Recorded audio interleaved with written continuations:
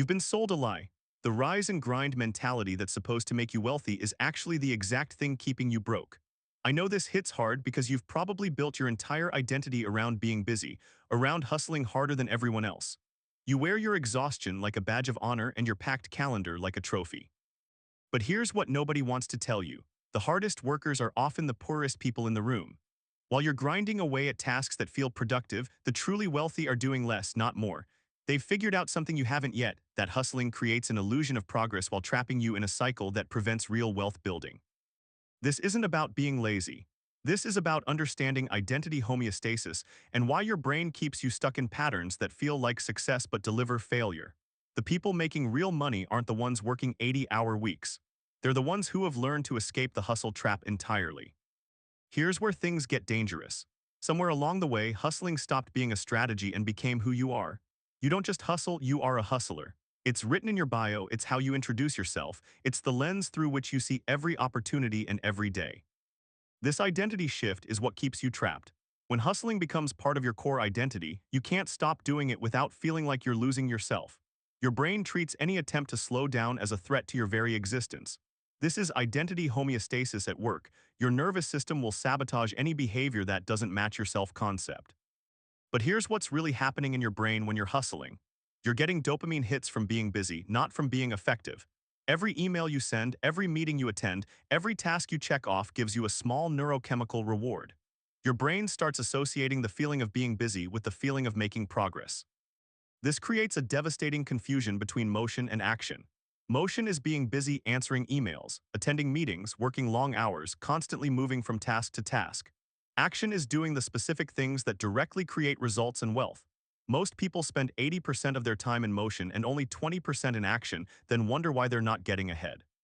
Society makes this worse by rewarding the appearance of hard work over actual effectiveness.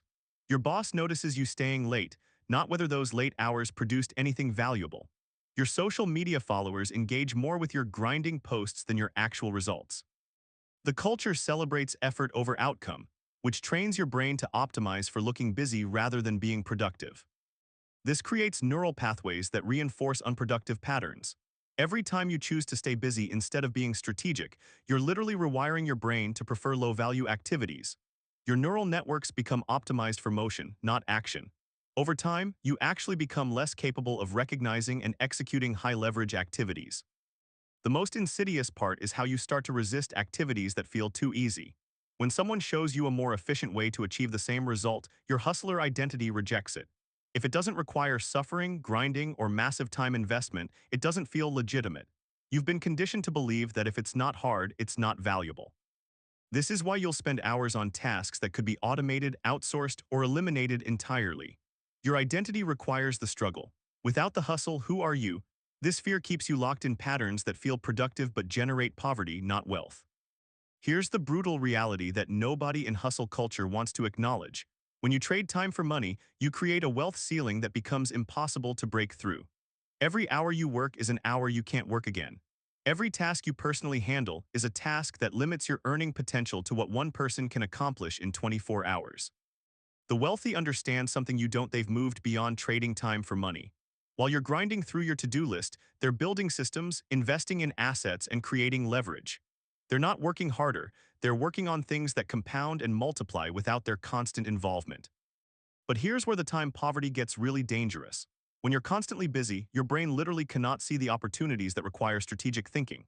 Opportunity recognition requires mental space, quiet reflection, and the ability to connect dots across different areas of your life and business.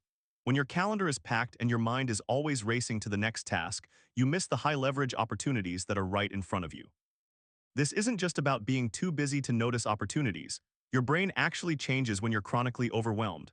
The prefrontal cortex, which handles strategic thinking and long-term planning, gets hijacked by the limbic system's stress response. You become reactive instead of proactive, tactical instead of strategic. You can only see what's urgent, not what's important. The compound effect of this is devastating. Every day you choose urgent over important, you're not just missing out on that day's potential, you're missing out on the compounding returns that important activities create over time. Important activities are things like building relationships, developing systems, learning high-value skills, and creating assets. These activities don't feel urgent, so they get pushed aside for whatever's screaming for your attention right now. Meanwhile, urgent activities are usually other people's priorities disguised as your emergencies. That urgent email, that last-minute meeting, that crisis that needs to be handled immediately, these things feel important because they create adrenaline and stress, but they rarely move you closer to wealth. They keep you trapped in other people's agendas while your own wealth-building activities get postponed indefinitely. The exhaustion from constant hustling kills the creativity and strategic vision you need for real wealth building.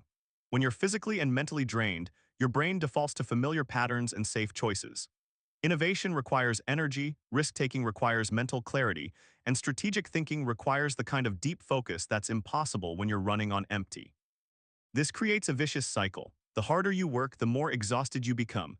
The more exhausted you become, the less capable you are of seeing and acting on high-leverage opportunities. The fewer high-leverage opportunities you pursue, the more you have to rely on hard work to make progress. It's a trap that keeps you busy but poor. Physical burnout directly translates to mental limitations in wealth building. When your nervous system is constantly activated by stress and overwork, it affects your decision-making ability, your risk tolerance, and your capacity for long-term thinking. You start making choices based on immediate relief rather than long-term benefit. You avoid investments that require patience because you need money now. You choose certainty over opportunity because you can't handle any more uncertainty in your already chaotic life. But perhaps the most revealing aspect of the time poverty paradox is what happens when someone suggests you slow down. The fear that comes up isn't really about money or productivity, it's about self-worth. You've tied your value as a person to how busy you are, how hard you work, how much you sacrifice. Slowing down feels like admitting you're lazy, unambitious, or not committed to success. This reveals the deeper issue. You're using busyness as a way to avoid confronting whether you're actually good enough to succeed without the suffering. The hustle becomes a shield against the possibility of failure. If you're not successful, at least you can say you worked harder than everyone else. If you slow down and still don't succeed, then what excuse do you have? Real transformation doesn't happen through addition, it happens through strategic subtraction. Instead of asking, "What else can I do?" the wealthy ask, "What can I stop doing?" They understand that every yes to something unimportant is a no to something that could change their life. Strategic disappearance means deliberately removing yourself from activities, commitments, and even relationships that keep you trapped in the hustle cycle. This isn't about being lazy or uncommitted. This is about creating space for the high-leverage activities that actually create wealth. Here's the three-step process for breaking free from hustle culture. First, audit your current activities and categorize them into three buckets: wealth building, maintenance, and time wasting. Be ruthlessly honest about which category each activity falls into. Most people discover they're spending 70% of their time on maintenance and time-wasting activities while only 10% on actual wealth building. Second, systematically eliminate or delegate everything in the maintenance and time-wasting categories. This means saying no to meetings that don't directly contribute to your goals, automating repetitive tasks, and stopping activities that feel productive but don't create results. The goal is to free up mental and physical capacity for the activities that actually matter. Third, protect your newfound time and energy like your life depends on it. This is where most people fail. They create space in their schedule, then immediately fill it with more busy work because empty space feels uncomfortable. You have to train yourself to sit with the discomfort of having less to do while focusing intensely on the few things that create disproportionate results. The psychological resistance to this process is intense. Your brain will tell you that doing less means you're not committed, not working hard enough, not deserving of success. These thoughts aren't true, they're your identity homeostasis trying to pull you back into familiar patterns. The wealthy have learned to ignore these thoughts and focus on leverage instead of effort. High-leverage activities in your specific situation might look completely different from what you expect. For some people, it's spending more time building relationships and less time on technical tasks. For others, it's investing in learning one high-value skill instead of trying to improve at everything. The key is identifying the 20% of activities that create 80% of your results, then eliminating everything else. Look at how wealthy people actually spend their time. Warren Buffett spends most of his day reading and thinking. Jeff Bezos blocks out time for wandering and strategic thinking. They're not grinding through endless to-do lists, they're focusing on the few decisions and activities that have massive impact. The guilt and social pressure that comes with this shift is real. People will question your commitment, your work ethic, your ambition.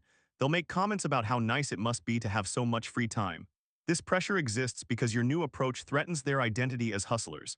If you can succeed by doing less, what does that say about their 80-hour work weeks?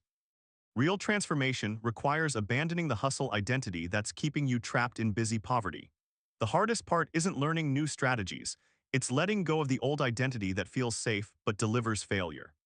Examine your relationship with busyness and ask yourself what you're really afraid of underneath all that motion. Drop a comment with your biggest realization and subscribe for more truths nobody else will tell you.